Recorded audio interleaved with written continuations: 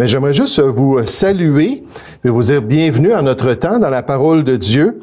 Des sondages récents affirment que un bon pourcentage des Canadiens croient que Dieu est en quelque sorte un ange gardien. Donc, on a demandé, qu'est-ce que vous pensez de Dieu aux Canadiens? Puis ils ont dit, plusieurs d'entre eux ont dit, Dieu est comme un ange gardien. C'est un ange gardien qui est présent pour prendre soin de l'homme et c'est un ange gardien qui est présent pour le protéger. Maintenant, 37% des Canadiens et 37% des Québécois disent que Dieu est ce qu'on veut bien en faire. En d'autres mots, je cite, « Dieu est fait à notre image » ou selon nos désirs. Donc, les gens disent, oui, je crois en Dieu, mais je crois en Dieu comme je veux bien le croire. Puis on revient à Romains chapitre 1, n'est-ce pas, où on nous présente les gens qui s'étaient fait leur propre Dieu plutôt que le seul vrai Dieu. 21% des Canadiens puis 28% des Québécois disent que Dieu, c'est une force de la nature. Tout est Dieu et Dieu est en tout. Là, on voit le nouvel âge puis ces différentes philosophies-là qui influencent la pensée des gens. Puis 20% des Canadiens et 20% des Québécois ont dit « il n'y a tout simplement pas de Dieu ». Puis là, on regarde ces sondages-là, puis on regarde les réponses, puis on dit « où est la perspective biblique? Où est la perspective des enfants de Dieu? » Malheureusement, elle n'affecte pas beaucoup nos concitoyens. Elle n'affecte pas beaucoup la pensée des gens parce que, en tant que société, on a voulu devenir séculier et se détourner de la Bible, se détourner de la parole de Dieu. Mais nous, en tant que chrétiens, vous vous rappelez la semaine passée l'exhortation avec mon illustration, qu'est-ce qu'il ne faut pas faire? Il ne faut pas être dans le moule du monde, n'est-ce pas? Pas être conforme à nos concitoyens canadiens, à la pensée des gens autour de nous. Puis au contraire, en tant que chrétiens, on veut de plus en plus s'affermir dans notre compréhension de qui Dieu est. On veut devenir solide, on veut devenir convaincu, puis on veut pouvoir adorer convenablement le Dieu réel et vivant qui nous invite à le suivre dans la vérité. Et pour ce faire, ce matin, j'aimerais vous inviter à tourner dans le psaume 95 pour apprendre un peu plus et s'affermir un peu plus dans notre compréhension de qui Dieu est. Donc, dans le psaume 95, juste avant de le lire, nous allons prier ensemble pour demander la bénédiction du Seigneur. Le psaume 95, donc prions ensemble, s'il vous plaît. Ô Père Céleste, ce matin, j'aimerais te louer, j'aimerais te remercier pour ta bonté, j'aimerais te remercier pour ta révélation. Seigneur, pour ce texte biblique qui est inspiré et donc qui est utile pour nous. Et Père, qui nous révèle un peu plus qui tu es et qui nous permet de ne pas être conforme, d'être non conformiste, Seigneur, dans notre perspective de ta personne et de pouvoir te plaire de plus en plus dans tes voies.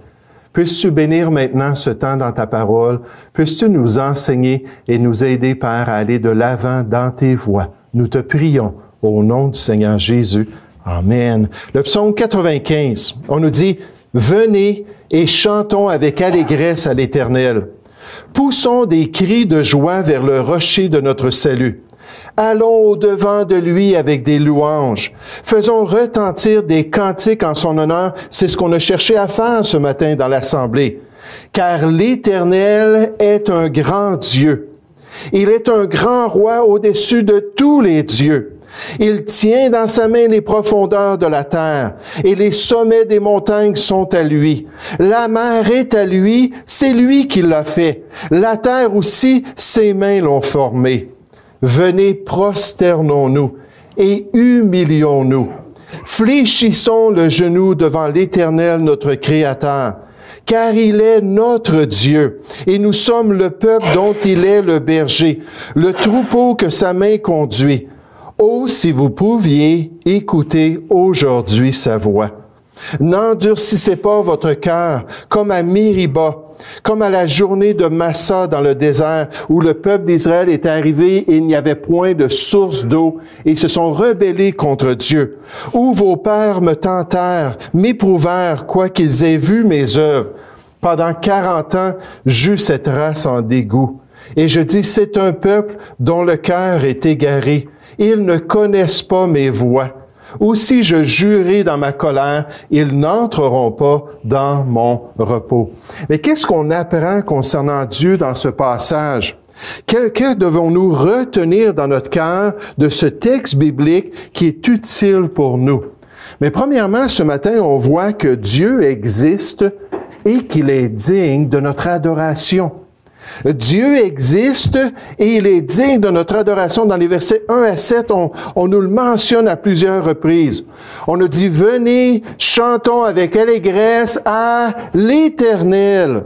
Poussons des cris de joie vers le rocher de notre salut. On se tourne vers sa personne. On considère qu'il existe, qu'il est vivant.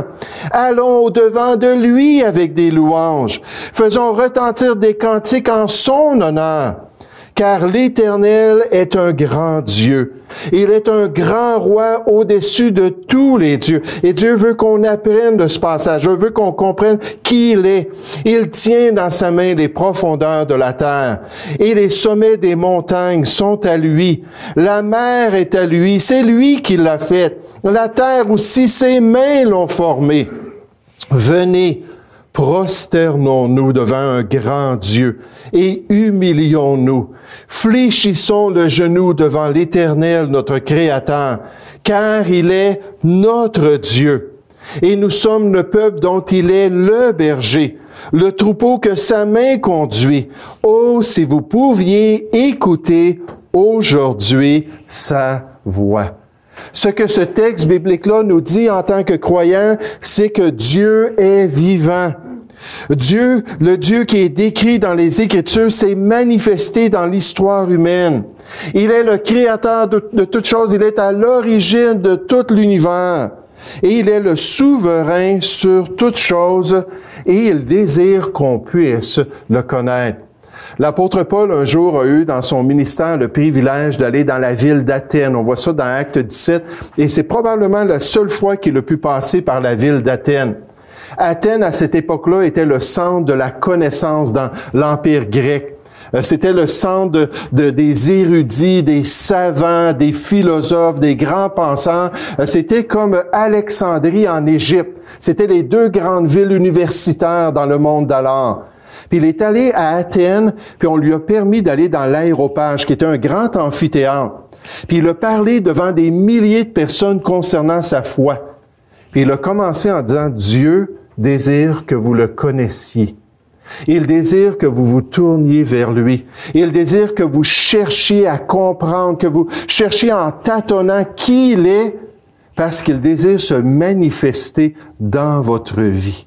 Et vous savez, dans les deux testaments, c'est toujours ça qui revient. Dieu existe. Dieu veut qu'on le connaisse. Dieu veut qu'il se manifeste d'une manière claire et nette dans notre vie. Dans Ésaïe, il dit, « Vous êtes mes témoins, dit l'Éternel au peuple juif, vous et mon serviteur que j'ai choisi, afin que vous le sachiez, que ce soit une conviction, que vous soyez affermis, afin que vous croyiez et que vous compreniez que c'est moi, le Dieu de la Bible, c'est moi le seul vrai Dieu.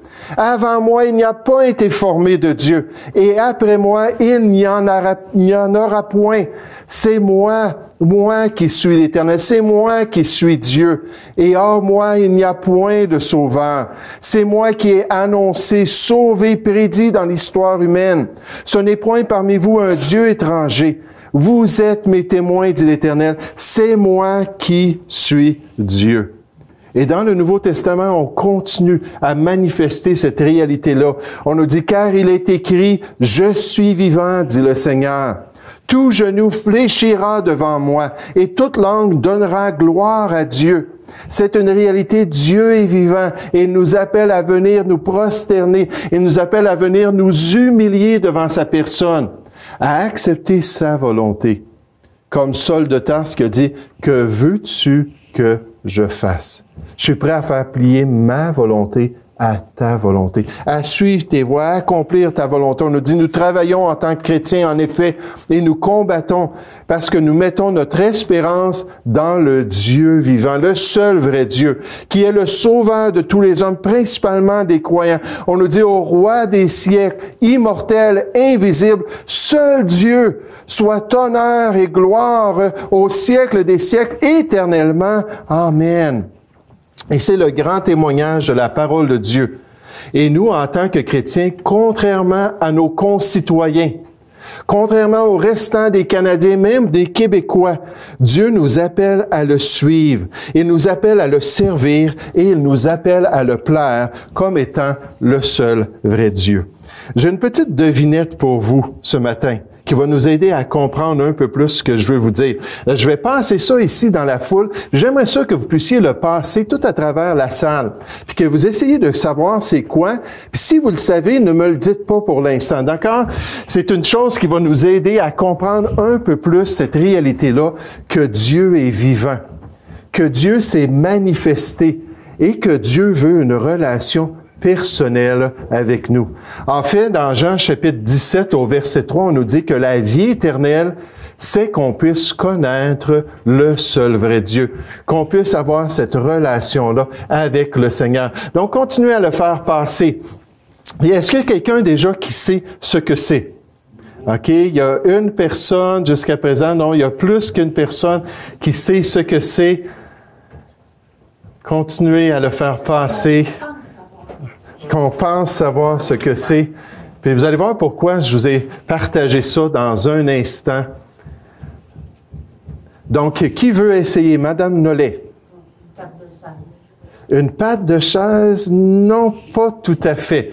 Il y avait aussi Chani. Moi, je dirais plus une patte de... comme une table. Donc, pensez dans les temps bibliques. C'est quelque chose qui nous parle des temps bibliques. Non, ce n'est pas une patte de chaise. Oui, Christian? C'est une coudée. Oui, c'est ça, c'est une coudée. C'est une coudée qu'on retrouve dans les deux testaments dans la Bible. Ça mesure environ 20 pouces. C'est la coudée moyenne. En général, c'était de 18 à 21 pouces. Pourquoi est-ce que la Bible nous parle d'une coudée? Pardon?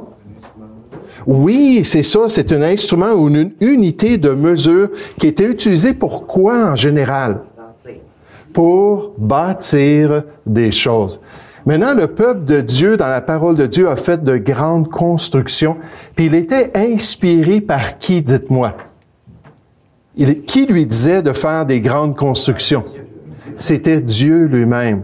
Quand on regarde dans l'histoire, puis on voit toutes les grandes constructions qui ont été faites par le peuple d'Israël en particulier, on voit que c'est un témoignage à l'existence de Dieu. On voit que Dieu leur dit, vous allez construire cette arche, puis ça va avoir tant de coudées. Ou vous allez construire ce temple ou ce tabernacle, et ça va avoir tant de coudées. Puis à chaque fois, Dieu utilisait les coudées, parce que les gens, c'était pas difficile s'il n'y avait pas un galon à mesurer. Est-ce qu'il y avait des galons à mesurer à cette époque-là?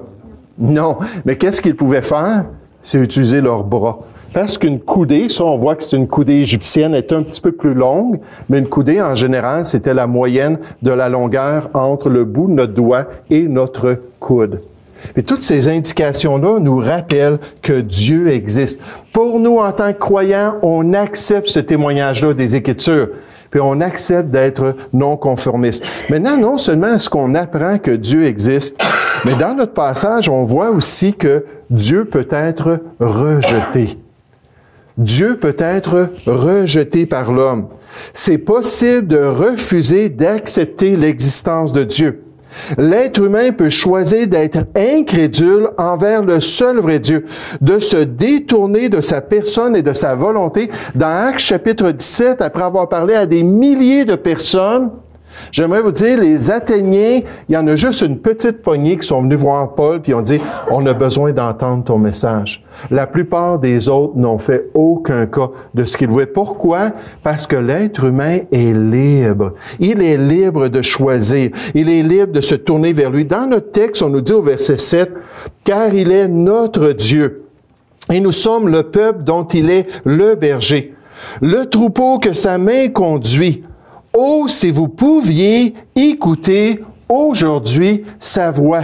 Puis là, je peux m'imaginer le psalmiste, celui qui est en train d'écrire ça, puis là, il est tout un cœur rempli d'adoration. Lui, il a fait le choix. Lui, il s'est tourné vers Dieu, puis il a vu que Dieu est vivant, puis il a vu qu'il peut avoir une relation intime avec Dieu. Puis là, il est en train d'écrire ça pour être un cantique, à être chanté dans le culte de Dieu, pour encourager les gens à se tourner vers Dieu. Puis là, peut-être alors qu'il le lisait à haute voix, il regardait les regards des gens qui le côtoyaient, et il voyait que bien souvent, il n'y avait aucun intérêt. Puis là, poussé par l'Esprit de Dieu, il a révélé ça, ce désir-là de Dieu. Il dit, « Oh, si vous pouviez aujourd'hui écouter sa voix. Si vous pouviez ouvrir votre cœur, si vous pouviez le laisser vous changer puis se manifester dans votre vie. » Au verset 8, ça dit, « N'endurcissez pas votre cœur comme à Mériba, comme à la journée de Massa dans le désert, où vos pères me tentèrent, m'éprouvèrent, quoiqu'ils aient vu mes œuvres. » Pendant 40 ans, le peuple d'Israël, à cette époque-là, était tellement rebelle. Pendant 40 ans, j'eus cette race en dégoût. Puis Dieu mentionne ça dans Hébreux chapitre 3 et 4, que vraiment, là, ça a été très dur pour lui. Je dis, c'est un peuple dont le cœur est égaré. Ils ne connaissent pas mes voies. Ils me côtoient, ils côtoient mes prophètes, ils côtoient Moïse et Aaron, mais ils ne connaissent pas mes voies. Ils n'ont pas cette relation-là. Ou si je jurais dans ma colère, ils n'entreront pas dans mon repos. Oh, en tant que personnes qui avons le privilège de venir à l'Église, en tant que personnes qui avons le privilège d'être exposées au message de la parole de Dieu, il ne faut pas endurcir nos cœurs. Il ne faut pas fermer notre esprit au message de Dieu. 60 à 75% des jeunes qui sont élevés dans les familles chrétiennes, rendus à l'âge adulte, ils quittent l'Église, puis ils quittent la foi, puis ils se détournent de la parole de Dieu. C'est tout simplement un fléau, mais il ne faut pas, en tant que chrétien, il ne faut pas faire ce mauvais choix comme nos concitoyens et faire partie des statistiques qui sont populaires dans ce monde. Il ne faut pas se détourner du Dieu vivant et vrai. Et vous savez, même en tant que chrétien, on peut laisser cette influence-là nous détourner de Dieu. On nous dit dans Hébreux chapitre 3, verset 12, « Prenez garde, frères, que quelqu'un de vous n'ait un cœur mauvais et incrédule, quelqu'un de vous en tant que frère parmi les chrétiens, qu'il ne développe un cœur mauvais et incrédule au point de se détourner du Dieu vivant. » Mais vous savez, c'est une des raisons pourquoi on a besoin de venir à l'Assemblée. C'est pourquoi on a besoin d'être avec d'autres croyants. Au lieu de se laisser détourner, on nous dit, mais les uns les autres, en tant que chrétiens, exhortez-vous les uns les autres chaque jour, aussi longtemps qu'on peut dire aujourd'hui, aussi longtemps que vous êtes sur cette terre, afin qu'aucun de vous ne s'endurcisse par la séduction du péché.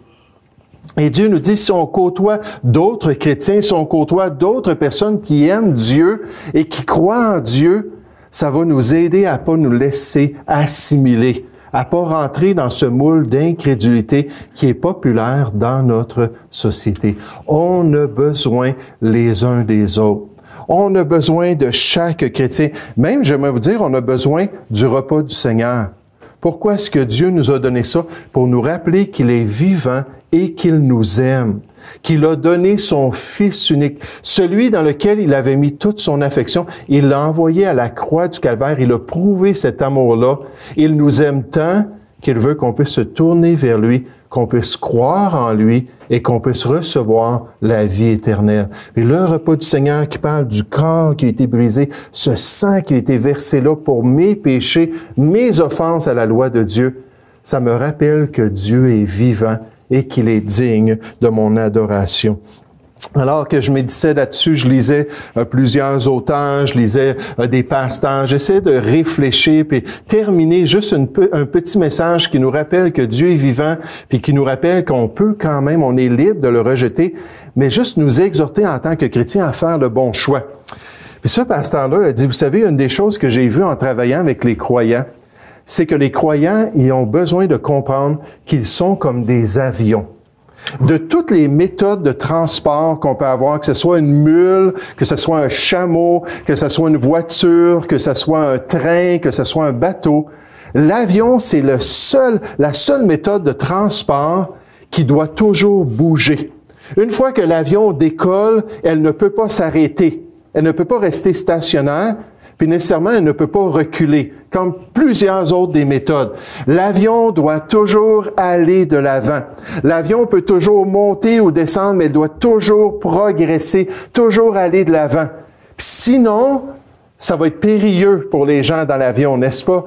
Puis il dit, notre vie chrétienne, c'est comme ça. On doit toujours continuer, on doit toujours aller de l'avant, on doit toujours progresser jusqu'à temps qu'on arrive à notre destination, le royaume de Dieu.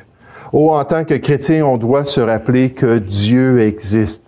Que ce soit une croyance populaire ou non, c'est pas important. On doit être affermi dans ça. Dieu existe, c'est le témoignage de la parole de Dieu. Il est vivant, il est vrai et nous appelle à une relation. Puis on doit comprendre aussi que dans les deux testaments, on nous présente le rejet de cette réalité-là. L'insensé dit en son cœur, comme on voit 20% des Canadiens et des Québécois le disent, il n'y a point de Dieu. Mais Dieu nous dit que c'est un insensé. Puis en tant que croyant, on doit vraiment être déterminé à persévérer en 2020, 2021 et le temps que Dieu nous donnera, à persévérer dans une relation avec le seul vrai Dieu. Nous allons prier ensemble. Ô Père Céleste, j'aimerais te remercier, Père, encore une fois, pour ce beau psaume, ce psalmiste qui voulait encourager les gens à t'adorer, qui voulait encourager ton peuple à se tourner vers toi, puis à vraiment te rendre un culte qui t'est agréable.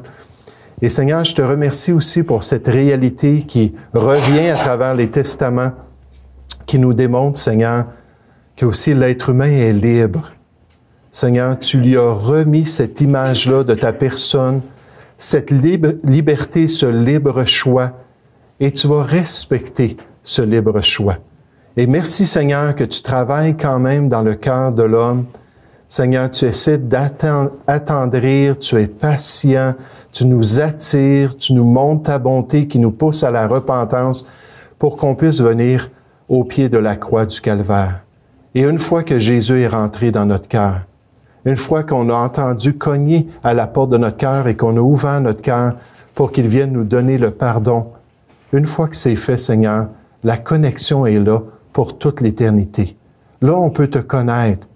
Là, on peut avoir cette relation et on peut vraiment grandir dans tes voies, s'affirmer dans cette réalisation. Tu es un Dieu invisible, tu es un Dieu intangible, mais tu es un Dieu qui habite maintenant dans notre cœur. Quel privilège d'avoir cette relation et de posséder la vie éternelle. Alors qu'on célèbre le repas du Seigneur, Seigneur, je te prie que tu puisses vraiment nous aider à être reconnaissants pour ce sacrifice qui nous a permis d'avoir cette relation. Seigneur, bénis-nous maintenant, alors qu'on est obéissant à ton ordonnance, je te prie, au nom du Seigneur Jésus. Amen.